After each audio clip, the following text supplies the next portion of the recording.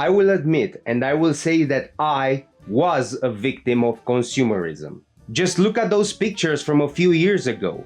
Look at this walking melting ice cream and then look at those pictures. I am the living embodiment that anyone can break this vicious circle of procrastination and overconsumption. But this video is not about me.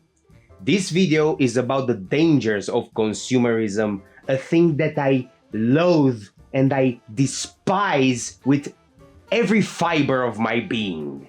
The official definition for consumerism is a social and economic order in which the aspirations of many individuals include the acquisition of goods and services beyond those necessary for survival or traditional displays of status. However, the real definition of consumerism is give the stupid mob bread and circuses and they will never revolt.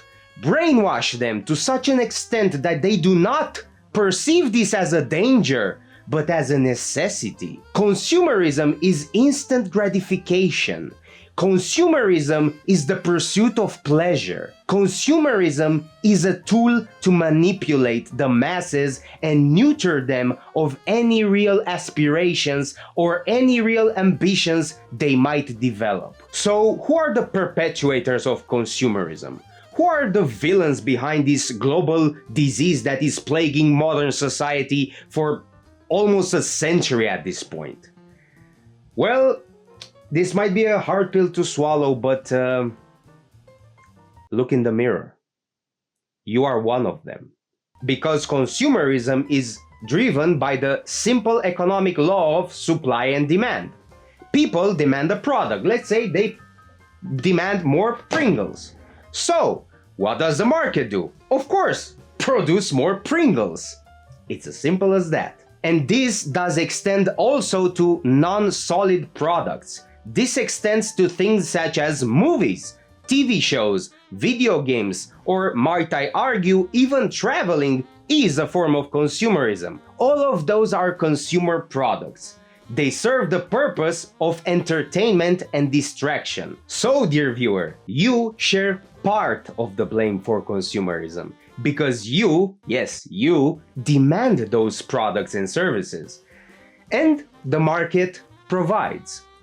Consumers are more or less victims of consumerism. And another villains behind this global disease responsible for this decadent trait of modern society are advertisements. Advertisements serve the purpose of influencing public opinion and public consumption of a specific product. They are also a tool of control to drive people into the direction of consumerism. Do you need to see the latest Marvel movie in a never-ending saga of shitty movies that are all the same? Of course not, but buy your cinema ticket, little sheep. Do you need to add another 2,500 calories into your body? Of course not, but consume more goy slop at Mickey D's, little sheep. Do you need 12 different medications for problems you don't even have? Don't worry about it, Big Pharma will provide you with the best pills for all your fictitious needs. Advertisement is also a tool of demoralization, to influence public opinion and public consumption to consume the most addictive products, the ones that have the most sales, the ones that tap into the deep desires of people, that temporarily satisfy their longing for more. And those people that make those advertisements and those products are very intelligent people. To make those ads so appealing, so flashy, sometimes even smart, to make you buy their shitty products. To appeal to the masses takes a great level of intelligence and also mischief. Those producers and advertisers only care about their interests, about profit. They don't care about your well-being. They don't care about the repercussions of what they're doing to society or to the environment in the long run. And this is a prime example that the demand is often artificially inflated into the markets to serve the people investing in those products and often to drive forward a specific ideology. Look at Pride Month or any LGBT shit that is promoted in every single fucking media we consume. Do you think people worldwide want that? Of course not. This is a tool of demoralization and destabilization. Boy, Yuri Bezmenov was right. We didn't listen. Consumerism is also a tool of indoctrination. Indoctrination for those alienated from society because, of course, we as a society are becoming lonelier and lonelier, and that was their plan from the very beginning. But I digress. Everything in the modern world can be broken down to a product. Everything can be exploited and turned into a product. It's this greedy system that we live in and our collective mentality overall. We have been made to believe that buying more is the key to happiness, but in reality, consumerism is an addiction that always leaves a huge hole that can never be filled, no matter what amount of money you spend or how much useless stuff you possess. Consumerism is a vicious cycle that is keeping you poor. You wake up, you go to work, consume, repeat, and at the end of the month or at the end of the week, you get your good little reward and then you go shopping. Spend all your hard-earned money. 90% of it is spent on useless items, just for you to do it all over again. And you are stuck in this never-ending loop, like a mouse on a running wheel, chasing the next thrill, chasing the next product. Consumerism leads to depression, and I believe that consumerism is one of the most important contributors in the global rising levels of depression in the past decades. Yes, we have overabundance, but this overabundance has its deep repercussions, and that will leave deep scars into society that will never be healed if we don't address this societal problem. Like the popular meme said, consume, buy product, be excited for new product. This is the miserable life of a consumer. And all of this goes hand in hand with advertisements, which they are as destructive as consumerism itself. Because advertisements are everywhere. Everywhere you see a promotion billboard, you see a banner, you see a sticker on a car, on a wall, on a traffic sign, literally everywhere. And this is, in my opinion, a plan that is to make us slaves to money, slaves to our dead-end jobs, slaves to consumerism, and slaves to our fear of missing out. Because most people are deeply influenced by peer pressure and the fear of feeling excluded from their inner circles. So thanks, Edward Bernays. Those of you who don't know, this is the father of public relations, aka consumerism, advertisement, and propaganda through advertisement. I'll make a dedicated video about him when I will tear him a new asshole. Wait, I can do that. You know why? Because he's fucking dead. Consumerism keeps you poor, makes mega corporations even richer, makes governments even more powerful through taxation, and makes everyone miserable. Consumerism is equal with overproduction and overconsumption. Look at the world we live in. Everywhere you go in the big cities, there is litter. Too much garbage, too much stuff on top of other stuff. Land pollution, air pollution. And that leads me to the exposure of one of our greatest problems in modern politics that has reached its highest level of hypocrisy, because now we, the people, the consumers, are made to believe that we are the problem behind the climate change narrative. The narrative that we are the culprit. And we need regulations, and we need to cut back on consumption. Not the mega corporations that produce those useless products for us to consume and bombard us ad nauseum with advertisements in the first place. It is our fault, not the governments around the world or the mega rich that consume more resources than all of us combined tenfold to fuel their private jets and the military's tanks, their jet fighters and armored personnel for their endless proxy wars where they invest so much money in. You see the hypocrisy and the audacity to tell us, the people, that we are the problem. You, yes you, the pleb watching this video, you are the problem because you have too much beefsteaks and you fart too much. I'm not saying global warming is not real. It is. But it is nowhere near the levels those fearmongers propagate, and more importantly, it's not our fault. You see the ramifications of consumerism?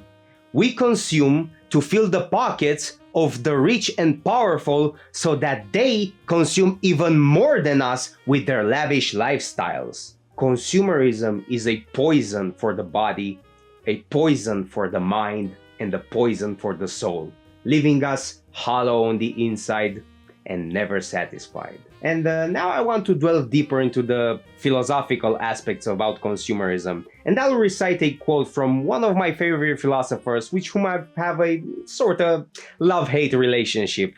The bearer of the finest mustache in history, Adolf... I'm kidding. I'm talking, of course, about Friedrich Nietzsche. From his most popular book, Thus Spoke Zarathustra.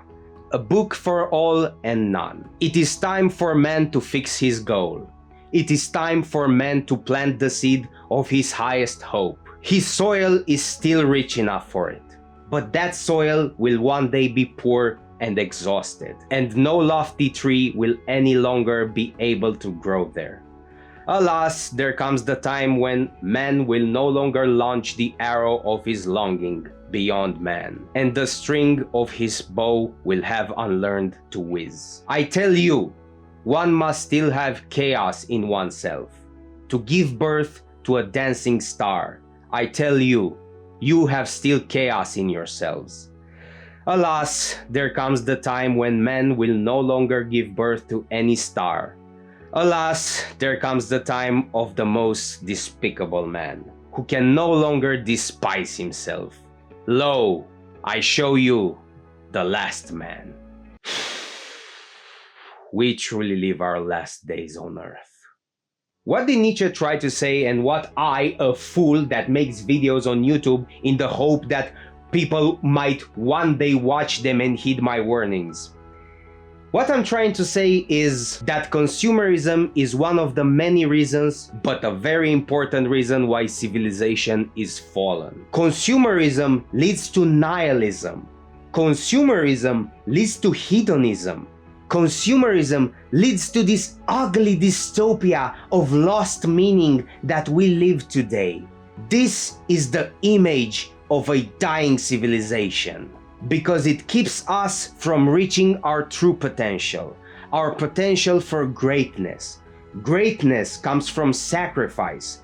Greatness comes from abstinence from our pleasures and pursuing a noble goal and pursuing the betterment of ourselves and, in the best circumstances, the betterment of others. Don't give in to consumerism. Don't give in to pleasure. Defeat this temptation and become the Übermensch Nietzsche wants you to become. And the solution for scaling down consumerism is simple. Stop consuming so much. Stop indulging yourself. Stop buying useless stuff. Stop eating every garbage you see advertised on billboards. Stop pursuing your fleeting pleasures. They will never satisfy you. They will never fulfill you. They will only bring you down. And on top of that, just imagine, make this thought experiment that one day, 24 hours, all of us in the world, you know what? Not even all of us, 70% of us will just fast and not consume anything. Not a single cheeseburger, not a single hour of movies, not a single hour of video games, not a single cigarette smoked, nothing. Just drink water, of course, because we need it for our survival. Imagine what this will do to the system. It will all just collapse in an instant. This is all it takes. Make your life meaningful. Don't live through proxies. Experience for yourself the height of human greatness. Just like Socrates said, it is a shame for a man to grow old without seeing the beauty and the strength of which his body is capable of. Consumerism is anti-meaning. Consumerism is anti-potential. Consumerism is, to an extent, anti-living. Sure, you can survive, but can you thrive? Can you achieve greatness? You cannot. We as humans were capable of our greatest achievements under stress. Or you could say, under pressure. And there goes my monetization. Why am I so stupid? The moral of this video is simple. Stop indulging yourself, stop consuming so much, and go outside, you fat cunt!